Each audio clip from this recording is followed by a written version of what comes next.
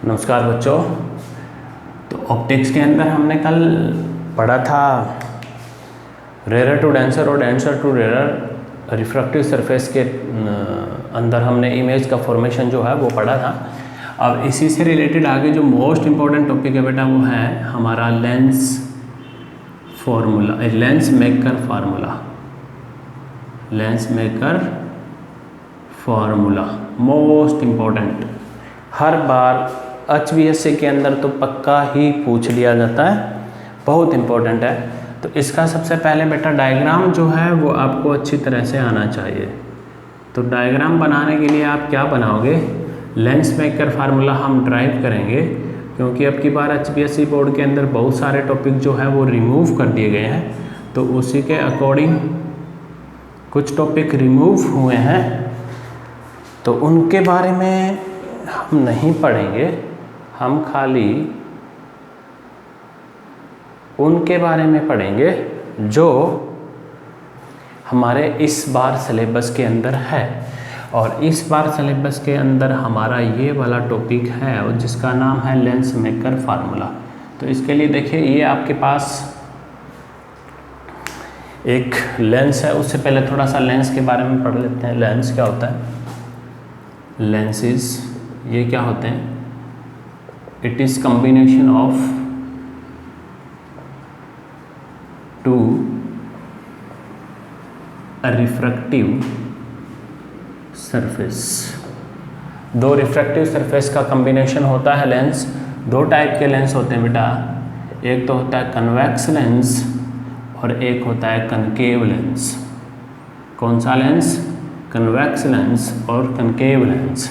अब convex lens जो है वो इस तरह से होगा, बाहर से थोड़ा सा क्या होता है, उभरा हुआ होता है, अंदर साइडों से क्या होता है, थोड़ा सा मिला हुआ होता है। डेफिनेशन कोई नहीं पूछेगा, आपको इसके बारे में पता होना चाहिए बस।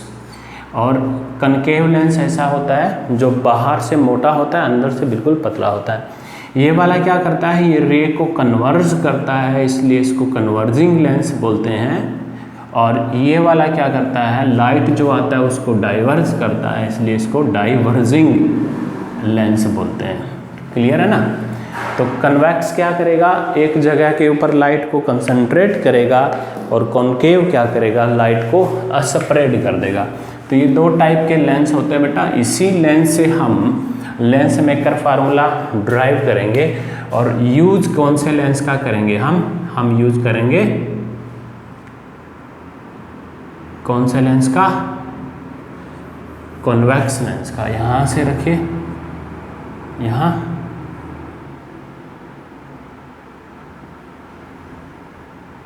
कॉन्वेक्स, इस टाइप का होता है कॉन्वेक्स लेंस। बीच में से थोड़ा मोटाई होता है, साइडों से थोड़ा पतला होता है। तो इस लेंस के बेटा बिल्कुल सेंटर में से एक लाइन पास करता है, जिसको हम प्रिंसिपल एक्सिस बोलते हैं। क्लियर? और लेंस क्योंकि दो रिफ्रैक्टिव सरफेस का बना होता है, इसलिए ये डेंसर मीडियम होता है। बाहर कौन सा होता है? रेयर। तो इसके सेंटर में एक पॉइंट होता है जिसको हम ऑप्टिकल सेंटर बोलते हैं, C। क्या बोलते हैं इसको? ऑप्टिकल सेंटर बोलते हैं, C। क्लियर? अब यहाँ पर एक ऑब्जेक्ट रखा है, मान लीजिए यहाँ पे क्या रखा है, ऑब्जेक्ट। अब ये वाला जो पॉइंट है ना, ये इसको आप P1 मानिए। क्या मानिए? P1। यानी ये पोल है और ये वेरी क्लोज टू C है। ठीक है ना? क्योंकि पहले तो रे ऑफ लाइट इस सरफेस के ऊपर आके टकराएगा, इसको X मानिए, इसको Y मानिए। X P1 और Y के ऊपर आके टकराएगा। तो यहाँ से ये जो ऑब्जेक्ट है, एक रे ऑफ लाइट गया और यहाँ पे जाके टकरा गया। क्लियर है ना? यहाँ पे जाके टकरा गया। तो ये ऑब्जेक्ट है, तो ऑब्वियसली हमें ये पता है कि यहाँ P1 से लेकर यहाँ तक का डिस्टेंस क्या है, U है। अब एक्चुअल के अंदर ये U जो है ये C से लेकर O तक का होता है। क्यों P1 हमने क्यों रखा? क्योंकि पहला रिफ्रैक्शन जो होगा वो इस सरफेस से होगा, इसलिए हमने इसका नाम P1 रख दिया। P1 very close to C है। अब जैसे ही रे किसी एक इंटरफेस के ऊपर जाती है, तो ये X P1 Y ये क्या है, एक इंटरफेस है। बाहर रेयर मीडियम है, अंदर डेंसर मीडियम है। दो मीडियम को अलग करने वाली सरफेस को क्या बोलते हैं? इंटरफेस, तो इंटरफेस के ऊपर फाइल करेगा और फाइल करते ही आपको पता है हम वहाँ पे क्या ड्रॉ करते हैं, एक नॉर्मल, और नॉर्मल जाके जहाँ मिलता है वो होता है C1, सेंटर ऑफ कर्वेचर। अब इस P1 से लेकर इस C1 तक का डिस्टेंस उसको बोलते हैं बेटा R1। क्या बोलते हैं उसको? R1। इसको थोड़ा सा देखिए, थोड़ी डिफरेंट कलर हम यूज़ कर लेते हैं ताकि आपको इजीली समझ में आ जाए। देखिए अलग कलर हम यूज़ कर लेते हैं तो आपको समझ में थोड़ा इजी आएगा। तो यहाँ से एक रे ऑफ लाइट गया और यहाँ पे फॉल किया, आपने इसके ऊपर क्या डाला बेटा, यहाँ पे एक नॉर्मल डाला, कहाँ पे जाके मिला? C1 पे। अब ये ऐसे जा रहा है रे ऑफ लाइट, क्लियर? अब क्या होगा, जब रेयर टू डेंसर आता है तो toward the normal, rare to denser toward the normal bend हो जाता है। तो टुवर्ड द नॉर्मल बेंड होगा, इसका मतलब जाना तो इसको सीधा चाहिए, लेकिन ये टुवर्ड द नॉर्मल ऐसे बेंड हो गया। ये मान लीजिए A पे टकराया था और यहाँ पे जाके किस पे टकराया? B पे। क्लियर? बात समझ में आई? अगर X और Y इधर वाला सरफेस ना होता तो ये कहाँ जाके टकराता बेटा? ये यहाँ जाके टकराता, यहाँ, ठीक है ना? और यहाँ जाके टकराता तो यहाँ पे क्या होता? इमेज का फॉर्मेशन। तो यहाँ P1 वाली सरफेस इमेज बना रही है, तो ये वाला डिस्टेंस हम कितना लेट कर लेते? V1। समझ में आया होगा? तो ये हमारा एक इस टाइप का जो हमने किया था, पीछे एक रिफ्रैक्टिंग सरफेस इस टाइप से किया था, ये रे ऑफ लाइट इधर आया, हमने नॉर्मल डाला, ये यहाँ पे जाके मिल गया। ऐसा हमने पीछे किया था एक, ये डेंसर मीडियम था और ये एक रेयर मीडियम था, इस टाइप से हमने बनाया था। तो यहाँ जाके ये मिल जाएगा। तो अब क्या होगा, हम यहाँ पे लिख देंगे कि refraction through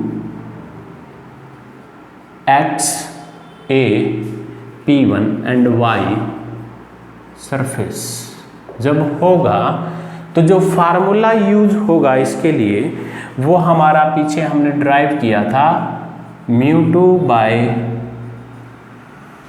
V dash, μ2 by V dash minus μ1 by U, ये U माइनस का था हमने लगा दिया इधर, is equal to μ2 minus μ1 by R1। ये फार्मूला हमने पीछे ड्राइव किया था, किसके लिए? इस वाली सरफेस के लिए। तो ये आ जाएगा हमारे पास, वो V था, यहाँ पे V डैश है तो हमने V डैश लिख दिया, ठीक है? ये कहाँ से कहाँ हो गया? ये जब रेयर से कौन से मीडियम में एंट्री किया, वो डेंसर मीडियम में फार्मूला हो गया। अब इसके बाद देखिए, इसके बाद क्या होता है सेकंड में। अब क्योंकि A से B ये कौन से मीडियम में ट्रेवल कर रही है? डेंसर में। तो यहाँ पर फिर हम क्या डालेंगे? एक नॉर्मल डाल देंगे। ये नॉर्मल जहाँ जाके मिलेगा वो C2 होगा, और ये इससे हो रहा है तो ये P2 होगा। C2 से लेकर P2 तक का डिस्टेंस जो होगा वो R2 होगा। क्लियर? अब ये रे AB जो है ये डेंसर से कहाँ आएगी? रेयर में अवे फ्रॉम द नॉर्मल, यानी इधर आ जाएगी ये, और यहाँ पर रियलिटी के अंदर जो इमेज का फॉर्मेशन होगा वो हो जाएगा, और P2 से लेकर यहाँ तक का जो डिस्टेंस होगा वो क्या होगा? V। अब यहाँ पे याद रखिए, इस V I1 का ऑब्जेक्ट कहाँ है? ये रहा। लेकिन इस I का ऑब्जेक्ट कहाँ है? ये तो हमें इधर दिखाई नहीं दे रहा। तो इस I का ऑब्जेक्ट I1 है, तो I का ऑब्जेक्ट क्या है? I1, यानी इसका जो U होगा वो इसके V डैश के बराबर होगा, इसका जो U होगा वो V डैश के। तो अब हम डेंसर टू रेयर रिफ्रैक्शन पीछे पढ़ के आए हैं, और उसका जो फार्मूला आया था बेटा आपके पास सेकंड का। अब रिफ्रैक्शन ये कहाँ से कहाँ हो रहा है? ये रिफ्रैक्शन हो रहा है बेटा through X B P2 Y surface के थ्रू हो रहा है। तो यहाँ पे ये रे कहाँ से कहाँ जा रही है? डेंसर टू रेयर जा रही है। तो डेंसर टू रेयर का फार्मूला आया था हमारे पास μ1 by V minus mu two by U, और यू कितना है B dash, is equal to minus mu two minus mu one by R जो था वो यहाँ पे कितना है R2। ये वाला इक्वेशन आ जाएगा, पहला इक्वेशन हमारे पास ये आएगा, दूसरा इक्वेशन ये आएगा। क्लियर है। अब इन दोनों क्योंकि ये कंबाइंड है तो इनको आप कंबाइंड कर दीजिए, इक्वेशन नंबर ए को और इक्वेशन नंबर बी को आप ऐड कर दीजिए, और जब आप ऐड करोगे तो देखोगे mu two by V one और mu two by V one ये माइनस के हैं, एक प्लस का है, ये कैंसिल हो जाएगा। यहाँ पे क्या बचेगा, mu one by we minus mu one by u is equal to mu two minus mu one by R one minus mu two minus mu one by R2 ये बचेगा। यहाँ से आप कॉमन ले लेना म्यू वन को, 1 by we minus 1 by U into में mu one is equal to, यहाँ से आप mu two minus mu one को कॉमन लेना, 1 by R1 minus 1 by R2 बचेगा। क्लियर। तो यहाँ से म्यू वन को कॉमन लीजिए तो 1 by we minus 1 by U into में mu one is equal to, mu one को कॉमन लिया, mu two by mu one minus 1 into में 1 by R1 minus 1 by R2।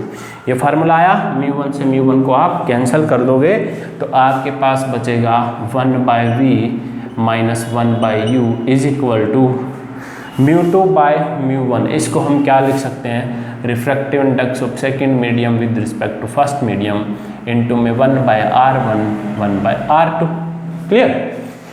अब आप मान लीजिए इफ ऑब्जेक्ट यानी u जो है वो अगर इनफाइनाइट पे हो तो हमें पता है इमेज कहाँ पे बनती है, फोकस पे।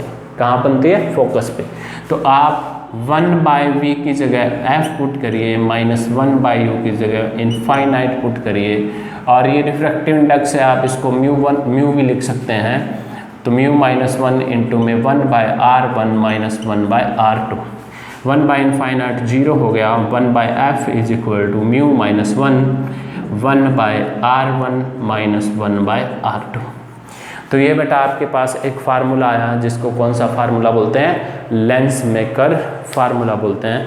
कौन सा फार्मूला बोलते हैं इसको, लेंस मेकर फार्मूला। थोड़ा सा मैं आपको दोबारा बता देता हूँ। देखिए क्या हुआ कि लेंस मेकर फार्मूला, अब लेंस मेकर फार्मूला में क्या आया, एफ म्यू और आर आया। तो लेंस मेकर फार्मूला क्या है, it is a relation between f refractive index and R is the radius of curvature. Clear है। ये इन तीनों के बीच में क्या होता है, रिलेशन होता है, इसको लेंस मेकर फार्मूला बोलते हैं। तो सबसे पहले हम कौन से लेंस का यूज़ करेंगे, कन्वेक्स लेंस का यूज़ करेंगे। तो कन्वेक्स लेंस हमने बनाया, और कन्वेक्स लेंस का ये सी क्या था, ऑप्टिकल सेंटर। यहाँ से कुछ दूरी के ऊपर हमने ऑब्जेक्ट रखा और सेंटर में से लाइन जो जाता था वो प्रिंसिपल एक्सिस। ऑब्जेक्ट से एक रे ऑफ लाइट गया, ए पे टकराया, टकराते ही हमने नॉर्मल डाला, C1 पे जाके मिला, और ये A to B toward the normal क्या हो गया, बेंड हो गया। A to B toward the normal bend हो गया, और यहाँ से फिर ये रेयर टू कहाँ जा रहा है, डेंसर। और रेयर टू डेंसर जब जाता है तो उसके लिए हम इस टाइप का एक फार्मूला पीछे हमने जो निकाला था इस टाइप से बना के, वो वाला फार्मूला इसके ऊपर लग जाएगा और हमारे पास ये फार्मूला आ जाएगा। यहाँ से रे इधर जाती और यहाँ मिलती अगर ये वाली सरफेस ना होती, लेकिन अब ये वाली सरफेस है हमारे पास कौन सी, X B P two Y. तो ये क्या करती है, ये डेंसर को रेयर से अलग करती है, तो फिर से ये इंटरफेस हो जाएगी। ए से बी जब ये लाइट जा रही है तो डेंसर में ट्रेवल कर रही है, लेकिन जब बी से आई जाएगी तो ये डेंसर टू रेयर जाएगी, अवे फ्रॉम द नॉर्मल। तो डेंसर से जब रेयर जाती है तो हमने एक इस टाइप का फार्मूला पीछे ड्राइव किया था, वो फार्मूला हम पुट कर देंगे। अब क्योंकि ये डेंसर टू रेयर और रेयर टू डेंसर का कम्बिनेशन है, दोनों जो इक्वेशंस आई है उनको हम ऐड कर देंगे, और ऐड करेंगे तो देखेंगे mu two by V one और minus mu two by V one ये कैंसिल हो जाएगा। 1 by mu one by V minus μ1 by U is equal to इधर ये और इधर ये, इसको लिखोगे तो ये हो जाएगा। इसमें से कॉमन निकाल लेना, इसमें से ये कॉमन निकाल लेना, μ1 से μ1 कैंसल आउट हो जाएगा। 1 by V 1 minus 1 by U, 1 by V minus 1 by U is equal to μ2 minus μ2 by μ1 minus 1 is equal into में R1 माइनस R2 हो जाएगा। तो आपके पास formula 1 by V minus 1 by U is equal to refractive index of second medium with respect to first medium into में 1 by R1 minus 1 by R2। अगर हम मान लेते हैं कि हमारा ऑब्जेक्ट इनफाइनाइट पे हो तो इमेज का फॉर्मेशन आपको पता है कि कहाँ होता है, फोकस पे होता है, फोकल लेंथ पे होता है। तो इस फार्मूला के अंदर हम ये जो कंडीशंस हमने मानी है ये पुट कर देंगे। 1 बाई वी की जगह 1 बाई एफ हो जाएगा, 1 बाई यू की जगह 1 बाई इनफाइनाइट हो जाएगा इज इक्वल टू, ये रिफ्रैक्टिव इंडेक्स होता है तो इसको म्यू लिख सकते हैं, mu minus 1 by R1 minus 1 by R2, 1 by infinite 0 होता है, 1 by f is equal to mu minus 1 into में 1 by R1 minus 1 by R2। इस टाइप का एक फार्मूला हमारे पास आएगा जिसको हम लेंस मेकर फार्मूला बोलते हैं। तो देखिए, तो ये हमारे पास क्या हो गया, ये हमारे पास लेंस मेकर फार्मूला हमने ड्राइव कर लिया। तो रे ऑप्टिक्स के अंदर हमारा प्रिज्म को छोड़ के बाकी सारा जो HBSC सिलेबस और CBSE सिलेबस के अंदर है वो सारा हमने कंप्लीट कर लिया है, खाली ऑप्टिकल इंस्ट्रूमेंट को छोड़कर। किसको छोड़कर? ऑप्टिकल इंस्ट्रूमेंट को छोड़कर। अब ऑप्टिकल इंस्ट्रूमेंट इस बार नहीं है, और ऑप्टिकल इंस्ट्रूमेंट के अंदर कौन कौन से इंस्ट्रूमेंट हमारे सिलेबस में थे उनके बारे में एक बार मैं थोड़ा सा बता देता हूँ। वो इस बार रिमूव कर दिए गए हैं। तो उस ऑप्टिकल इंस्ट्रूमेंट के अंदर पहला था ह्यूमन आई, एक ह्यूमन आई था, एक फोटोग्राफिक कैमरा था, एक हमारे पास सिंपल माइक्रोस्कोप था, ये सिलेबस में था पहले, और एक कंपाउंड माइक्रोस्कोप था, और एक था एस्ट्रोनॉमिकल टेलीस्कोप, ये भी सिलेबस में था पहले। एक था न्यूटेनियन टाइप टेलीस्कोप, और एक था हमारे पास काशीगेरियन टाइप। एक कौन सा था? काशीगेरियन टाइप। ये हमारे पास टेलीस्कोप थे जो इस बार सिलेबस में हटा दिए गए हैं। तो देखिए बेटा, ह्यूमन आई के बारे में आपको पता है, इसे कुछ डिजीज़ होती है वो भी इस बार रिमूव कर दिया गया। बता देता हूँ, अगर आप अपनी नॉलेज के लिए पढ़ना चाहते हो तो पढ़ सकते हो। डिजीज़ इसके अंदर 3 टाइप्स की थी। एक तो थी मायोपिया, एक थी हाइपरमेट्रोपिया,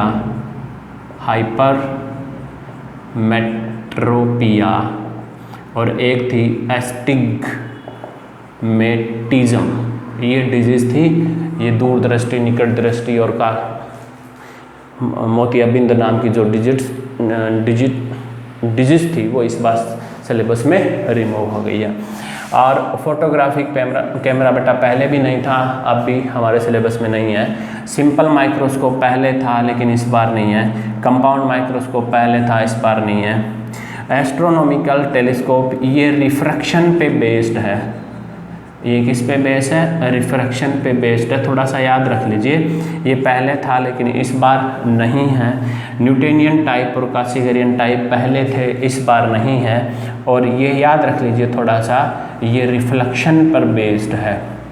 ये किस पे बेस्ड है? रिफ्लेक्शन ऑफ लाइट के ऊपर बेस्ड है। तो ये वाला टॉपिक जो है वो हटा दिया है। तो रे ऑप्टिक्स 6 यूनिट का पहला पार्ट ऑलमोस्ट कंप्लीट हो गया है। किसको छोड़कर?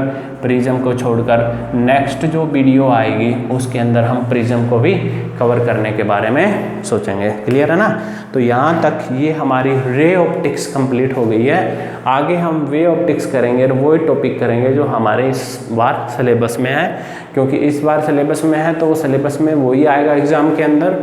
और जो कम्पिटिटिव एग्ज़ाम होते हैं उनमें डरने की बात नहीं है, क्योंकि इस सेशन के लिए जो सिलेबस में हटा दिया गया पोर्शन है वो भी कम्पिटिटिव एग्ज़ाम के अंदर नहीं आएगा। क्लियर है ना?